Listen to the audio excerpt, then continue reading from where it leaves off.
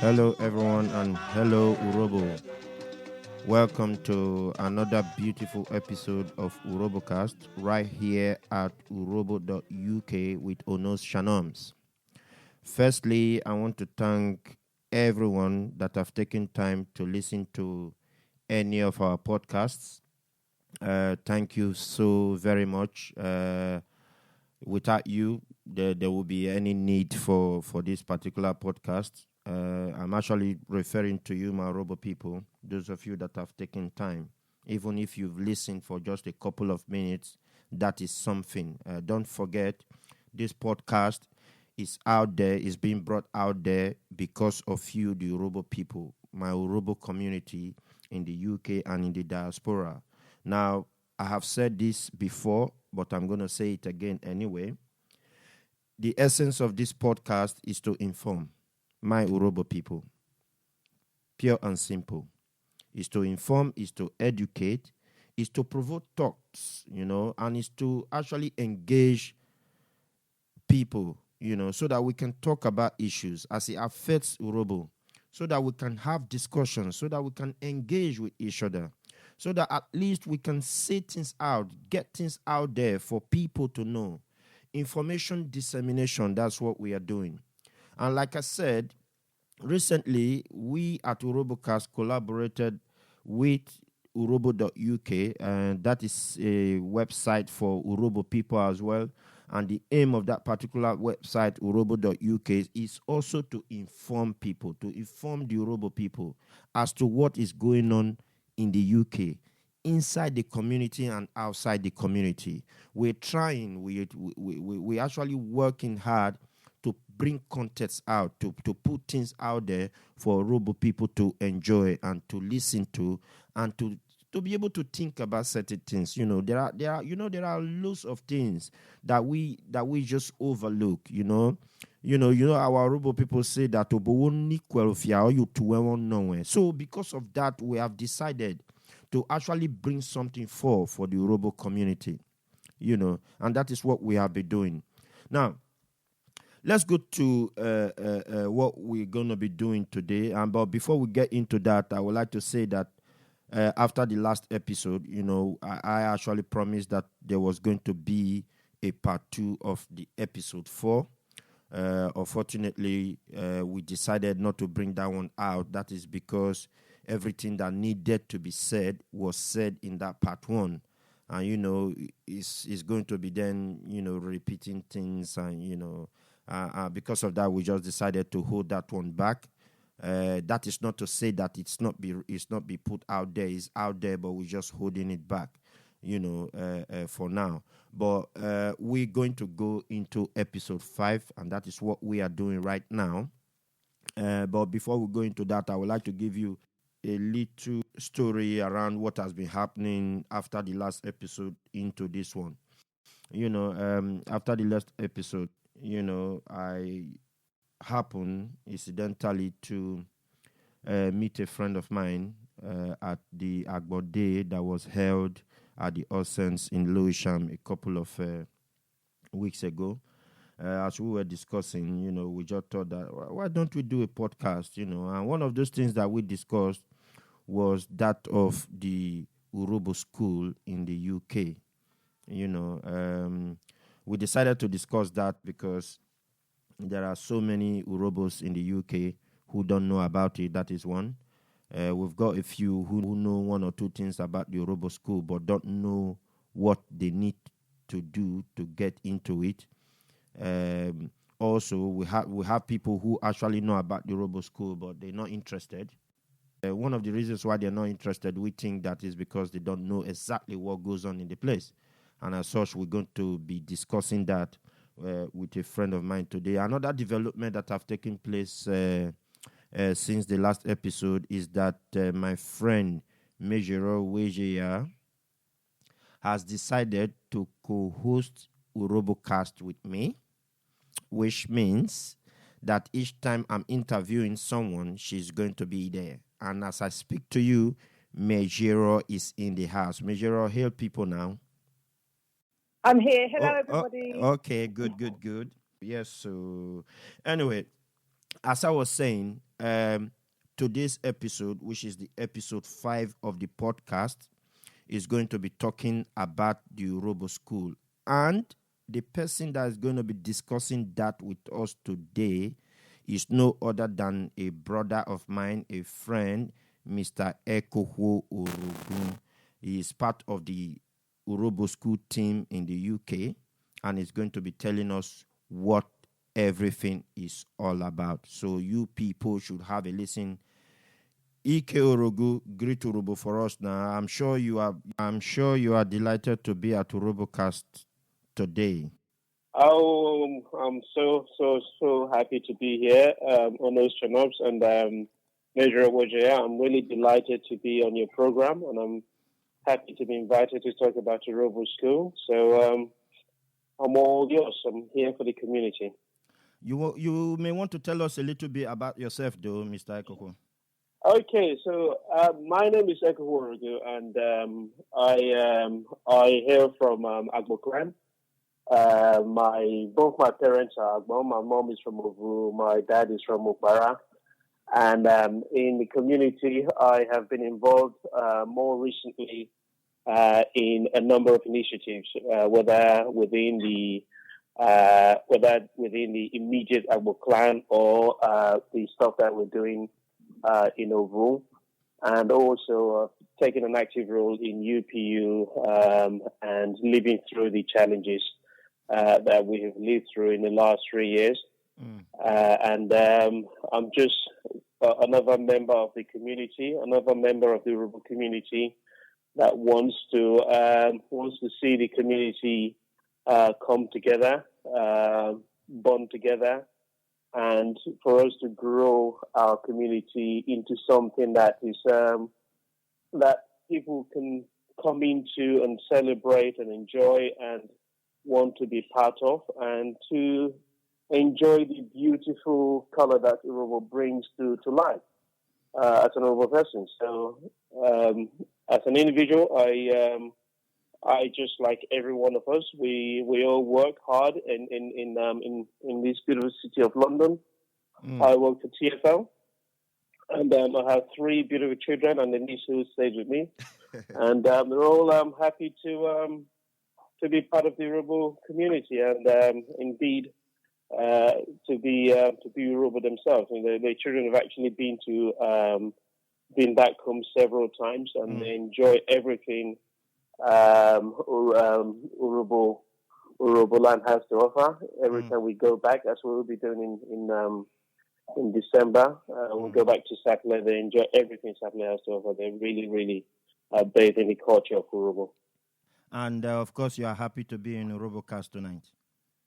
I am more than delighted. I'm more than happy to be here. I'm more than happy to be part of the whole wonderful program that you're bringing. And one of the things that I have always criticized us as a people for is not doing enough to bring content, modern day content. When I say content, I mean things that people can actually consume in trying to learn about Urhobo. So we don't have enough written materials, we don't have enough production, but we don't have enough websites that talk about our culture.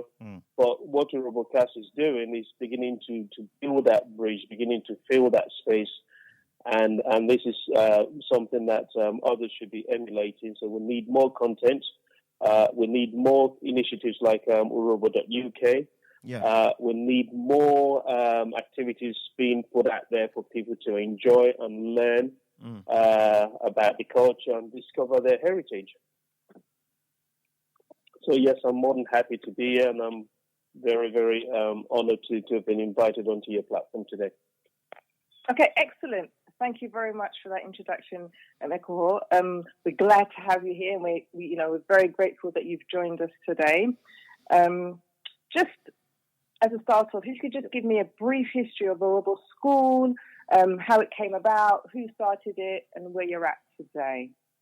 Wow. Okay. Urhobo School is something that has always been around in the community. I think when you look back, different people have had Urhobo School in the city of London and indeed many other cities across the world. The Urhobo School that I'm involved in was a manifesto pledged by Chief Angus Mejero, who is the president of UPU and one of the two UPUs that we have in the city. Angus had pledged to the community that he was going to put out an Urhobo School that would benefit the community and ensure that people who really want to learn the language will be given the opportunity to do so. So that's how the school came about in 2014. I think it was around about this sort of time. I think it was this time into autumn of 2014 that Urhobo School came into existence. Chief Uwejeyah, who is the secretary of UPU, the secretary, national secretary of the UPU, was tasked with heading that operation. So he was, for all intents and purposes, he was the principal of Urhobo School here in London. So that's how it came about. And during the course of 2014, right to the end, I enrolled as a student, as it happened. It took my 4 children along, and they all participated. But at that time, the school was finding its feet. It was really, really trying to establish itself, but it was well received. It was well attended. The participation level was quite high at the time, and we needed to very, very quickly organize ourselves. So as a student, I saw that there was an opportunity to get involved, to lend a hand, as we all should do in the community. Yep. And I became one of the assistant facilitators. I wasn't teaching at the time, but my children were students, and they were gaining and really enjoying the sessions that they were attending. Although it wasn't as frequent as they would have loved, but we then rolled that forward until the end of 2014. So which is when it then took a different dimension, which I'll talk about as the program progresses.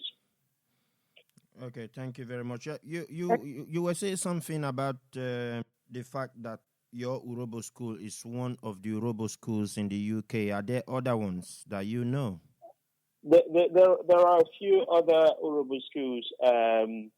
I know that I have heard. I've not actually participated in the other Urhobo schools.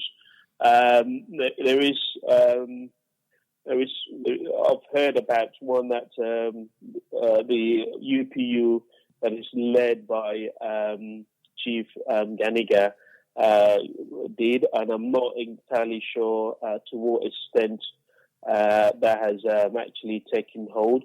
But therein lies the problem. If we're going to really, stand a fighting chance in making sure that members of our communities learn Urhobo, then we're going to have to learn to collaborate. We're going to have to learn to work together so that people can really gain from being involved. Yes. Because if we don't collaborate, then we just find it twice as hard to bring the benefit to the community as we should. Yeah, so instead of having scattered Urhobo schools everywhere, we could just have say, okay, there's a UPU Urhobo school here in Lewisham, for instance, another one in Croydon, and another one in North London, something like that. Everything under the umbrella of the UPU. Yeah. Okay. As a joint effort, as I say to you, my children, I use my children as my barometer in these things. They have a good sense of what to expect. They didn't think that the sessions were enough. So if we collaborated more, if we all join efforts, then that situation will be easily addressed rather than leaving the task to individuals in a scattered way, in a way that doesn't meet the needs of the community. Yeah. Anyway, well, I'm sure we'll come to that later on as things progresses. But there is something that I actually need to ask here, and that is, because a lot of people will be wondering why Urhobo School in diaspora, why Urhobo School in the UK, why would that ever happen? Why would anybody think about that? That is a very, very good question to ask. I'm sure that when you look around other communities that have actually settled in this city, do they have their own schools? The probability is that they don't. But for some reason, there's a genuine need for us to have Urhobo School. I think back to my childhood, in Maiduguri, sadly, which is the town that has been ravaged by Boko Haram. I grew up there. My formative years were spent there. I practically grew up as I was a child, and the language I first became comfortable with was Hausa, and what my dad did was to ensure that we never spoke Hausa in the house. It's okay when we're out there, when we're at school. When I'm doing my GCSE, as I did, my WAEC as I did, I did Hausa and I passed it. So that was perfectly okay. So long as when we were in the house, we spoke Urhobo, and that's how we were able to learn Urhobo. But those opportunities are very, very few and far between now. And as we have spread out into the world, into a modern day society that is driven by new realities, whether it's globalization, whether it's the information age, as some people describe it. It has made the language very, very. It's brought a lot of challenges to Urhobo and many other languages. So much so that many of the 6,700 languages that are spoken across the world are endangered, and Urhobo is one of those endangered languages. So we find that the father, the mother around the house is likely not to speak Urhobo to their child.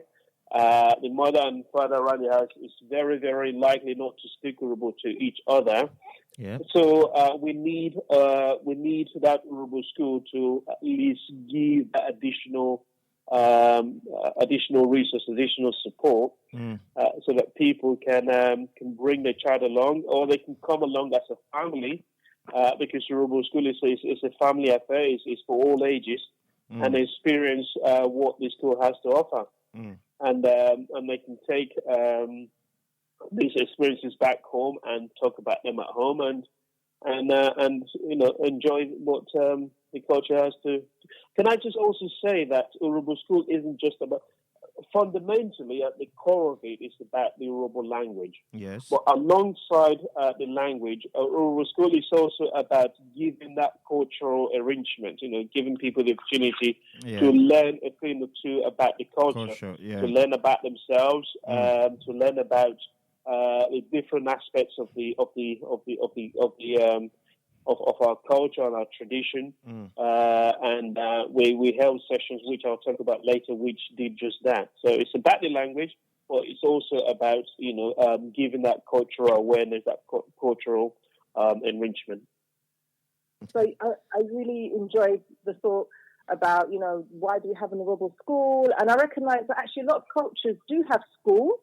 When I think about some of my Asian friends and some of my Chinese friends, they do go to school, but it's a very different type of school. It's almost it's a sort of supplement, in addition to what they learn already, what they already know at home. So we're kind of far behind a lot of communities. And I suppose at this point, I just want to, it's a bit harder for us as a Urhobo community because we have one school once a week or once a month that not only tries to do language, but it's also trying to do culture, because not only do people not speak the language, but they don't even understand the culture as well. Yes. You know, so Yes. it's a really, I mean, I applaud what you're trying to do because it's a really good thing, but there is a lot of work to do. So I suppose my next question is, what challenges do you face when you're trying to do the school, knowing that you have to cover, it's not just teach the language and that's enough. You know, it's more than that. Yeah. We have. I think you're right. You're very much spot on there. You know, a lot of these Asian cultures do have schools where they learn about. I went to this leisure centre, this community leisure centre one somewhere in East London, and there was a whole studio that was taken over by I don't know if they were Indian or Pakistani, but you can see they're from that region, and you can see the establishment there was teaching. They had the girls broken into a group where they were learning their cultural dance and moves, and the boys were probably between the ages of about 6 and 12. And the boys were downstairs, and they had men who were teaching them one or two things about whatever it was that they needed to learn about the culture. So you could see I wasn't close enough to hear the instructions that were being given. You can see that it was really about the culture, about the tradition. And so the challenges that we face as a community is, one, how do we focus on these positive things? How do we look at how we coordinate ourselves so that we can plan and execute these initiatives in a meaningful way without being distracted by other things? Even when you get rid of these distractions that we have had in our community, sort of seized our community for a considerable period now, we have practical challenges as well, such as resources, workbook, and teaching aid, and people being able to logistically get to the venues where we're delivering these sessions. If you're doing it on Saturday, we know how precious Saturday is for people. Very often, people are taking their children to Saturday Maths and English class. How do you bring these things together so you're not only teaching them about the culture, you're giving them that opportunity to also catch up on their Maths and English, so it becomes a more holistic, more rounded session for children who are of that age. So they learn the Maths and English, learn the culture, learn the language, be with their community, see positivity around them, and flourish within the community. So the challenges that I think we need to try and overcome is one of materials. So we need more books to be produced. We need more teaching aids to be developed. We need content such as Urhobocast and such as the stuff that Urhobo.uk is trying to do. Also, such as Urhobo Cartoon Club is trying to do. Yeah. So more of these resources will give us materials to work with. Yeah. And that will begin to take one of the boxes of difficulties that we need to try and overcome. Yeah, thank you very much. While you were, giving that breakdown, I was just thinking that, is he not a thing that, Urhobos in the UK, one of the reasons why it becomes really, really difficult to speak the language is because of intermarriages, between Urhobo people, which makes it really, really important that we not take the children to the school.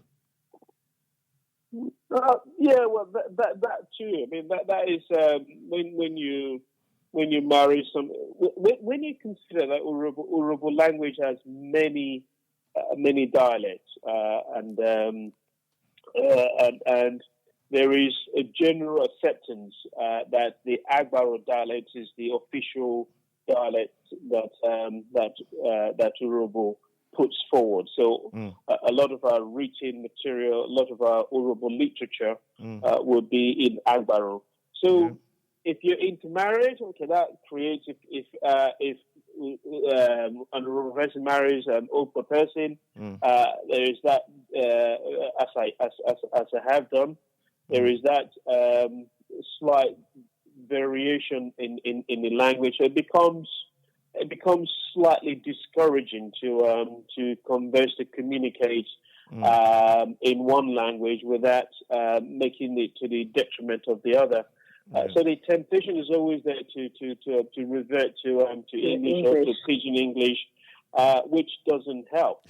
But the more we do in Urhobo language, the more materials, the more movies are produced as they are now. If you do a Google or YouTube search for Urhobo movies, you will see quite a few coming up. So the more creative content we produce in Urhobo, I think the more people will be enticed to use the language. And if for any reason anyone is ashamed to speak the language, they will feel a little bit more confident in doing so. So when people hear the language, those who speak the language have a duty. As a matter of fact, those who speak the language have a duty to speak the language more around people who don't speak the language. Because what we're finding in trying to teach Urhobo is people are just not familiar with the sound. Okay, they hear it spoken very, very quickly in at events and ceremonies, but they never really, take the opportunity to really have it register in their mind how those words are being spoken, the way you hold you control your vocal projection, your tongue. I'll give an example now. Until now, we still find it difficult to get our students to make the distinction between the vowels. So the Urhobo alphabet has 7 vowels: A, E, E, O, U. So the R, which is A, E, which is E, A, E, E. The A and E, one E has a dot underneath it. So making that distinction between the 2 E's or the O with the second O with the dot is very, very difficult. So you have the O and the O, which gives the 7 consonants in the language. And to make things even harder as well, Urhobo operates with a number of double consonant situations. So you have the VW, the GBs, the KPs. So it becomes quite challenging for them to pick it up and sound them out in words and sentences. So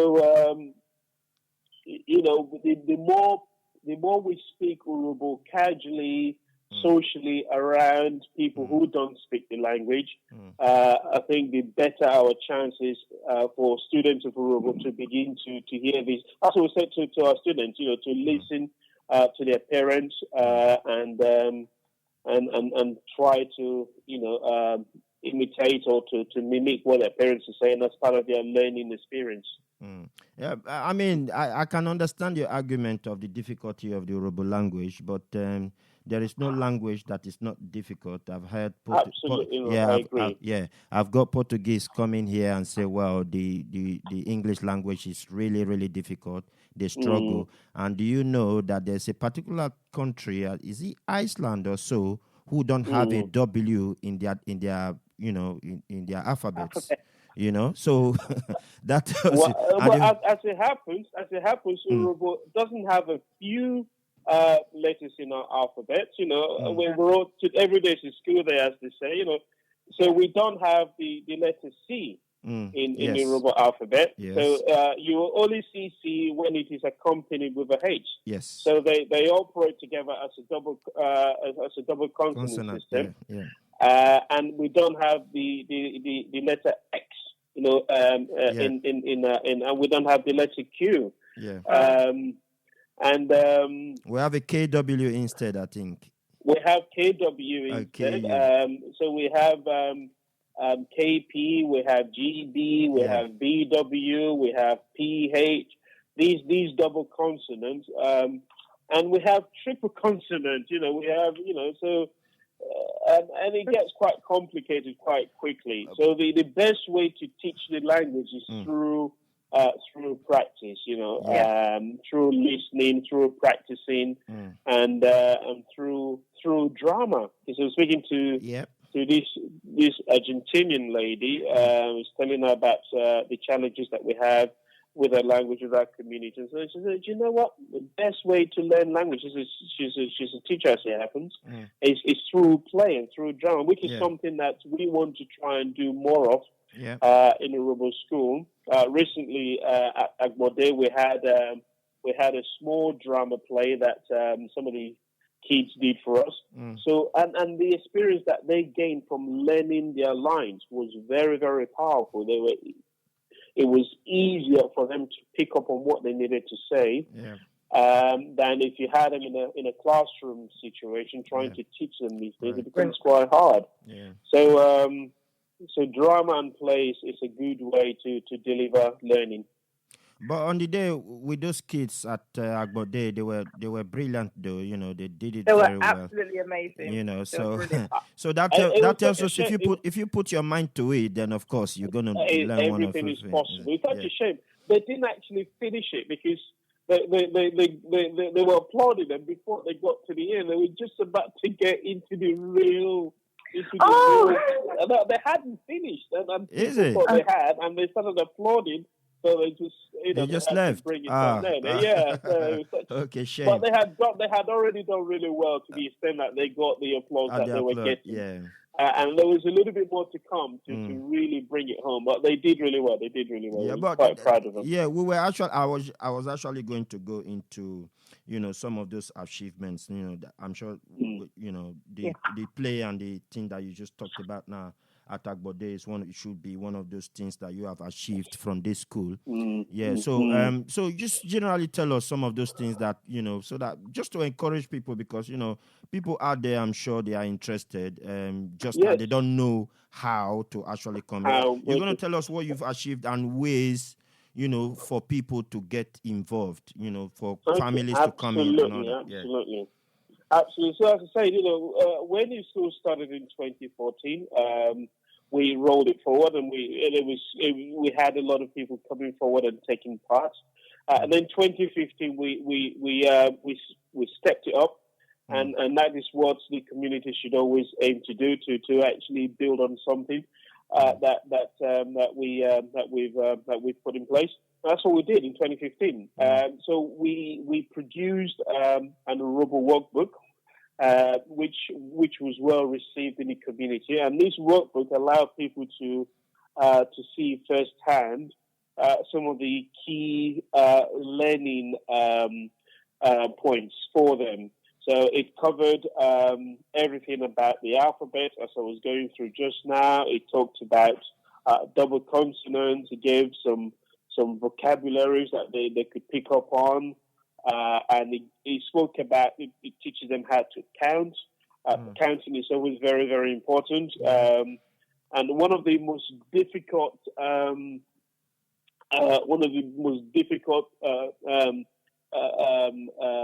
figure for number for our students is 9. Number 9. They really struggle with 9 and Ire and Ikwe.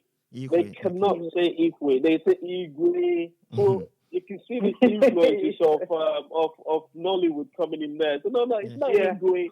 It's Ikwe. So they really struggle with Ire and Ikwe.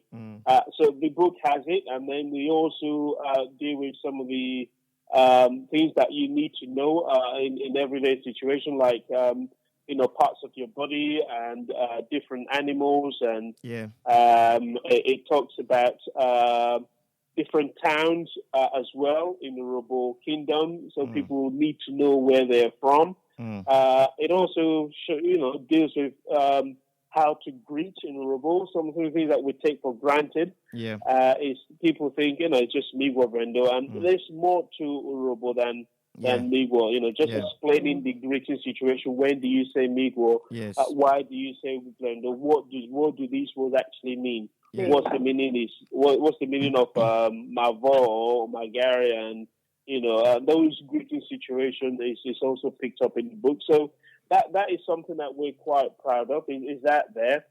We need it's sold that quite quickly, so we need to produce some more because it's something that was well received. And we also speaking of achievement, we also created Urhobo school Facebook page. Yeah. So we'll encourage all your listeners to like us on Facebook. Yeah. So we put some of our materials on the Facebook so that the learning continues beyond just the Saturday schools. I say, the schools are just not frequent enough. We need more teachers, by the way. We need people to come forward and assist and give us that additional teaching resource. So we have a Facebook page which is called Urhobo School UPU UK. Yeah. So like us on Facebook, and it's there for you to pick up on one or two things. It's a good archive there. We video some of these sessions, so the videos are posted on Facebook. Okay. And we're trying really hard not to have random stuff posted on that page. It should really be only about learning the language, learning Urhobo, learning about the culture. If it's not something that's going to deliver a cultural learning experience, would discourage anyone posting things there, because it is a family page. Yeah.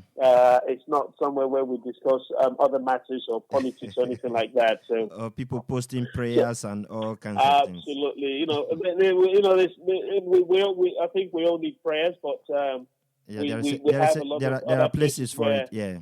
Where these prayers can be posted. Yeah, so I don't think that members of the site of the people that are on the page are don't know where to go to get these additional information. And also, there is a production that we made, which is on YouTube, which I'll encourage everyone to look at.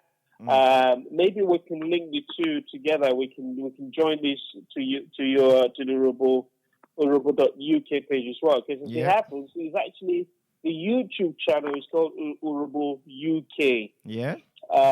So there's just one video that we posted on there that will encourage everyone to watch. It's a short video. It's about 14 minutes long. It teaches you how to tie the hair tie. Okay. And if you're a gentleman, how to tie the Urhobo wrapper in the proper way. So it's an instructional video. Wow. So if you want to tie your igele, if you're a woman, you want to tie a powerful igele, it's about 2 designs there. And if you're a man, you want to learn how to tie wrapper, there's a video there that takes you through the steps and stages of tying wrapper, which we think is quite good. Yeah, because we don't want to have Urhobo people tying wrappers like Calabar people, No. So, and do you know? Yeah. So I just there's one more thing that we did that we're really, really proud of as well. During the Urhobo Day event of 2015, one of the things that Chief Angus Masro was keen to have was some sort of graduation. So we need to mark a milestone. So we set an exam. An Urhobo exam for students to take, and they all took it, and they did really well. They all passed. You see, and they all graduated. So we have this experience of testing Urhobo learning and graduating people, which I think is really, really powerful. And Wow. quite enriching for those children that participated in it. The school is not just for children. I keep talking about children. Yeah. We have a lot of young ladies. We have a couple of aunties.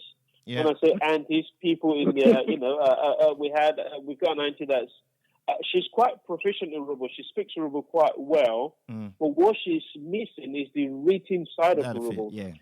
Yeah. So she comes along to pick up on the written Urhobo. Yeah. And then we have another auntie who just doesn't speak the language and she just wants to pick up on the language. So, so it's age neutral. We try to make it a family experience. So we welcome all ages. So, Efole, just a question about, so if I decided, I'm going to join you, I'm going to come along, I'm conscious that you've been going since 2014. If I join now, where do I fit in? How will you cater for me joining in the middle? Because I take it you already cover the basics. Do you go back? Yeah. Or how will I be integrated into the group? So what we tried to do initially was to have semesters. So if you came in and we start from the basics with you, you learn the alphabet, you then progress from there, and then people joining in halfway through. What we don't want to do is keep taking everyone back. But what we hadn't been able to do is really maintain a roll-on-roll-off program, a program of enrollment, and then seeing a batch of people through. Because, so we are being very, very flexible. So we try to accommodate newcomers. If we have to take you to one side and show you, give you previous material, and try to get you to try and keep up without having to take everyone back. Because that happened a lot in 2014. We kept on, as the news was spreading within the community, people were enrolling at different stages. So what we didn't want to do is turn them away, but at the same time, we had people who were there. So for them, they didn't mind going back because it was hard enough. So it was they took it as a recap. But what we try to do is not take people, too far back, and we'll put an extra effort for newcomers. So you can join at any stage, and we will try to accommodate you, and provided you're committed to putting in extra effort to catch up with the rest. When is it? How often are these? The lessons held and the time? So there was one session yesterday, Saturday. The lessons are the first and the third Saturday of each month. So if you put on your diary, that is the case. And the lessons are held. I know when you introduced the session, you said it was All Saints in Lewisham. So that's Lewisham Borough. So it's All Saints Community Centre. It's All Saints Church in New Cross, SE14. And the sessions will start at 1 o'clock on the Saturday, first or third Saturday, and will run until 3 o'clock. Maybe we'll have the room until 4 o'clock. So if we have to keep going until 4, we have that the avenue. But essentially, the session runs from 1 to 3, which is 2 hours. And the idea is that when we have enough people, enough interest, we can then run a cultural awareness session for the final hour. So last year we did presentation of Kola, which went down really well. So people who wanted to learn how to Wagwari, Yes, yes. Yeah, brilliant. That's good to know. So people who Chief Uwejeyah was there. He was quite heavily involved in that session, which was well received as well. So people we gave the background as to why we break the kola nuts and why we put the money down, and people had a practice session on how to wire. Okay. So the idea is 2 hours to learn about, to pick up on the language, to practice, the conversational Urhobo. And then, by the way, what we're trying to teach people is just the basic Urhobo, just the street Urhobo, just so that you know enough to build upon. So you're never going to be able to learn a language such as Urhobo in 2 hours, twice a month. So I think we give enough information for people to be able to read for themselves and practice for themselves by using resources on the internet and elsewhere. And then the final hour, as I say, we want to try to use to deliver the cultural awareness session. Okay, thank you very much. The best thing to do is find us on Facebook. If you can't find us on Facebook, then I'm more than happy for you to send me a text, and I will send you and I will put you on add you to the circulation list, and you'll be notified or reminded when the sessions are about to take place, which, as I said, is the first and the third Saturday of each month. Okay, yeah, thank you very much, Ekoho. I mean, this has been an eye opener to quite a lot of people. I mean, we've actually gone far in this podcast of today, so we're going to try and see if we can just wind it down. But before we go, can you just give us a message? What message do you have for the Urhobos in the UK as far as that we have discussed are concerned? Well, I suppose, my closing remark would be to remind my fellow Urhobo brothers and sisters that, we have a big task in our hands. We have a lot of work to do, and we really will stand no chance whatsoever if we do not cooperate, if we do not collaborate. Our language is endangered. Our culture is not being followed. If we're not careful, in the next generation or two, we're going to fall into a position that will be very, very difficult to recover from. So we really, really need to remind ourselves that we haven't done enough. Okay. So now is not the time to be wasting energy on things that are not creating, not productive. Not being, things that are not productive and not creating value. Now is the time to think smart, to act smart, and to cooperate. If we don't, then we will pay dearly with our language, with our culture, with our tradition. That's an excellent point. I totally concur. I think that I agree with you. We spend a lot of time claiming to fight for Urhobo rights, but actually there is a culture that we're completely ignoring and the language that people are refusing to speak. But this is what makes us Urhobo people, and we need to sometimes go back to basics and find out actually who we are.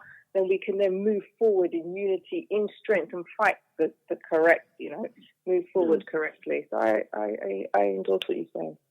Yeah, well, I quite agree with you, because the Urhobo language is not something that should be left to die, especially when, there is the agreement back in Nigeria that we are like the 5th largest ethnic group in Nigeria or something like that. Is it the 5th or the 6th? We're the 5th.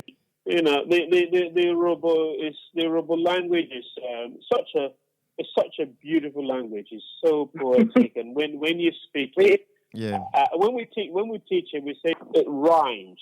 Yeah. Which is why the written form is very, very difficult to achieve. The language rhymes, it flows, it's poetic. So we really cannot afford to lose such a beautiful language. I think we have a lot of people. The truth of the matter is, I speak to a lot of people in the community that are passionate about the language. They want to protect the language. There's a few people that I can name here and now that really passionately want Give to... us names. Give us names. Yeah, if you look at Brother Shadrach Okpako, you look at William Didi Michael, these guys, or Chief Uwejeyah or Chief Aaron, these guys are really passionate about the language. And there are others as well that I hear about that are really... Of course, Urhobocast. Urhobocast. Urhobocast as well. And here we are, Urhobocast, trying to put the message out there that the language is something that we should all try to protect. That we should, like Mejero, as you said just now, we should speak it. We should not shy away from using it whenever we have the opportunity. We're doing this session now in English. In English. I understand why. But we should try. We are going to be speaking at the end of the day anyway. We're going to be speaking. Yes. Mejero, please be ready. Yes. Now you're trying to mock me. No, but personally, I understand. For somebody who understands, and my mum only speaks Urhobo to me. She never speaks English to me. I should be speaking. But I think, Efole, we've spoken about this. I suppose it's this. I feel a bit shy. I feel a bit embarrassed to speak it, and it's been easy for me to get away with it because, unfortunately, Urhobo people like to speak English. Do you know what? Can I make a confession online? What's that? This is a confession. Now, when I came to this country, it was a long time ago in 1989. I did not speak the language for about 15 years. Wow. I literally did not speak. I had no one to speak the language to. I literally did not speak the language, and I completely lost my confidence. It wasn't until I went back and started to get involved in the community through UPU, through Agbo, and more recently through Urhobo School, that slowly I started to regain my confidence. So it's more of a confidence thing. If you'd come to me 3-4 years ago, I would not have been able to string together a sentence in Urhobo with any shred of confidence. Without adding English into it. I would do, and I still do today. I don't think that my confidence is completely, unless it's me coming out and saying this in public, and I don't mind admitting to that because I know that before now my Urhobo was sound, but not having used it for such a long period of time, it became endangered, and that is the point that we're trying to make here. That if we don't use it, then we're going to lose it. We are going to kickstart it tonight, Ekoko. Just give me a couple of minutes. My own story is a bit different, though. That is because I feel privileged that I come from a family where the English language is never used inside, our homes. And I have quite a large family. Now, when I came to the UK, we stayed exactly the same. Say, for instance, if I want to address my older sister, I speak Urhobo straight away. It's a spontaneous thing. It's not something that I have to think about. When I'm addressing my younger ones, it's the same thing. When I'm addressing my cousins, it's exactly the same thing as well. So it's just something that comes, and I'm very, very pleased that that happened. So I'm going to probably show a few of the skills that I've got in Urhobo as the team progresses. So Anya Barrow. Yeah. The other day, not the other day, it was probably a couple of years ago, I was train station Hivergreen, this was, and I heard this guy talking to someone on the phone in Urhobo. I just felt so... He was loud, maybe a little bit louder than he needed to be, but I didn't mind because he was loud in Urhobo. I was so... I felt I couldn't go up because I had to board a train and he was waiting for another train. And I was so pleased to hear someone in the public using the language without any recourse, without any care, and that is what we need to do more and more of. We need to be proud of the language. We need to use it more, and we need to produce more stuff. And this is something that I personally have a project right now that I'm working on that is doing exactly that. I know that Urhobo.uk is doing just that. Urhobo Catching Club is doing just that. We need more people. We need more. Where's the we need to flood the young social Urhobo space. musicians? We need everything. It's such a shame that we lost Branama. Yeah. Branama was a game changer. Yeah. Branama changed the scene. She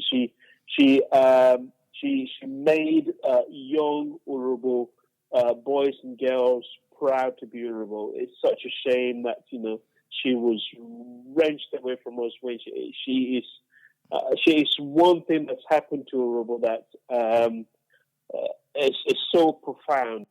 In my project that I'm working on, she features in it, and I think we need more content such as that will really bring to make the language relevant and appropriate for the modern day information age for young people to associate with it. So more. We need more content. Anyway, we're gonna be rounding up now. I just promised here that we're gonna be doing a little bit of Urhobo. So I think what we should do is to probably tell the people how we greet in Urhobo, and then just say one or two things or what happens in certain situations. When you see your older one, and when your older one sees you, what do they do, and all that in the Urhobo way. Okay. Yeah. So one of the sessions that we had recently at Urhobo still was about how you greet, and first you say, okay, Diotoi Migwo, Diotoi, which means what is the meaning of Migwo? So Migwo is literally presenting yourself in a prostration manner with your knees. So it literally translates to my knees are to the ground. I'm kneeling down for you as a mark of respect. So Migwo, you say to someone who is older than you. Well, that is, when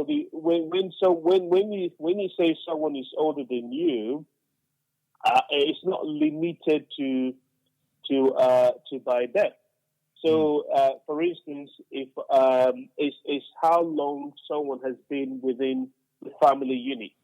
That is how, so for instance, if I marry into, if someone marries into my family, so they're new to the family, so they are the youngest, therefore they say Migwo to me, even though they may be older than me. So you say Migwo to someone who's older, and generally you say it once in the morning when you see them. And they will say Rendo. Rendo means, please rise and thank you. So do is thank you, re is to rise, to instruct someone to stand about to rise. So it says rise and thank you. There are times you have to Vrendo mame. Oma wena bogan. Oma we garing. Oma is the body. Are you well? Gary, Oma we Gary. So are you well? Is your body okay? That's the literal translation. Oma we nabega. Are you very well? Okay? Are you okay? Are you very okay? Literally, the way you would translate that. And more recently, we would say mavo. So when we say the social norm is that people within your age bracket. So I would say between 5 years either side of you would normally class them as your peers or your social. You would generally greet them by saying "mavo," which is hi, or and that would usually. Sorry, I say what's up. That's how I like it. Yeah. Yes. So that's Mavo. That's what it is. It's like Mavo. What's up? Yeah. General hi. Yeah. Hi. Hi. What's up? Mavo. Or you say parting remarks. So someone is leaving, you can either say Urhobumeri. Yeah. Go there. told her, just good night. Yeah. Or see you tomorrow. I'm the Shefa. I'll see you later. See you later, yeah. I'm the Shefa. I'm Lobo. See you later. I'm Lobo, which is the same thing as Shefa, yes. Yeah. You're good with me. Yeah, greetings. Yeah, greetings. Greet people at home when you get home. So that's those remarks you make when you're partying. And when you're greeting someone for having done a good job, you say things like Wakobunwia, Wakobiru. So well done, well done for good job. Or you can just simply say do. If you really want to show appreciation, then you say, Wakobiru. Yeah. Or you can even say, you can even do both together. Do Wakobiru. Do.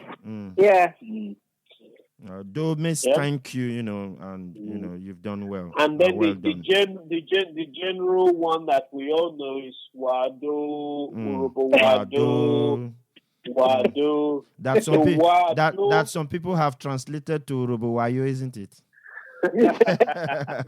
So Wado generally means it's greeting a large group of people. So Wa.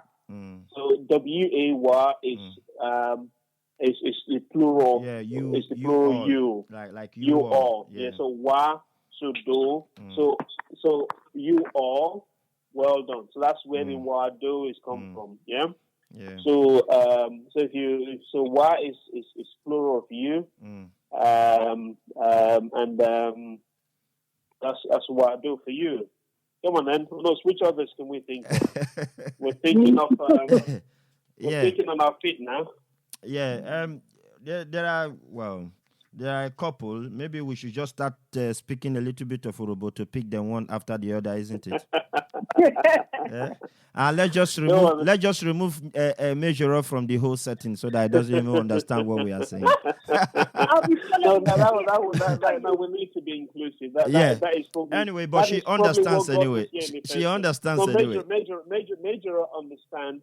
I don't think there's anything you would say in Urhobo that Mejero would not understand. I think just Mejero is probably where I was a few years ago.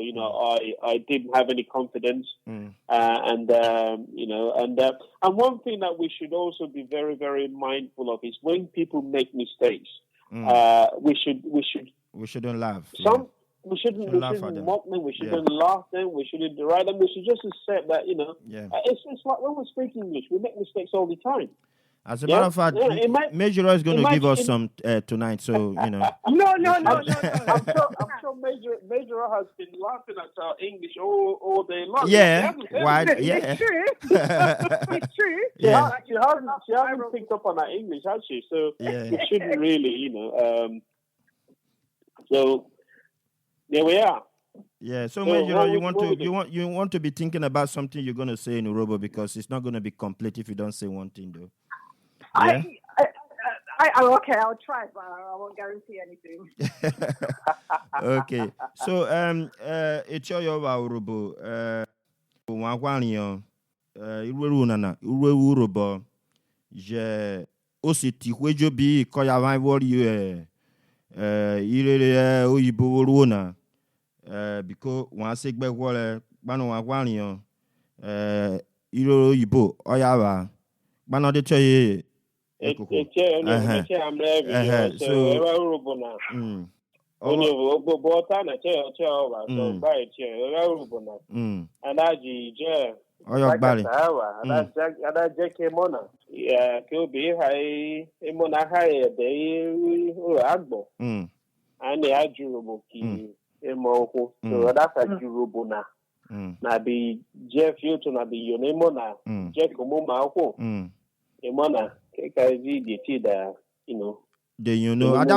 adak vegesa jevu nyovu, ini gbese wa mbeto bodie ewere vovu ne odurhobo do yon akwive nure or was a je wo common Olo se ni. Onyore. That Urobo care on a being you on a future. But to pay a man, open a guy, you know, make us, we only make us say, yeah, you can't give me future, but on that way, you meant on that being you, but we are durable. Mejero where I'm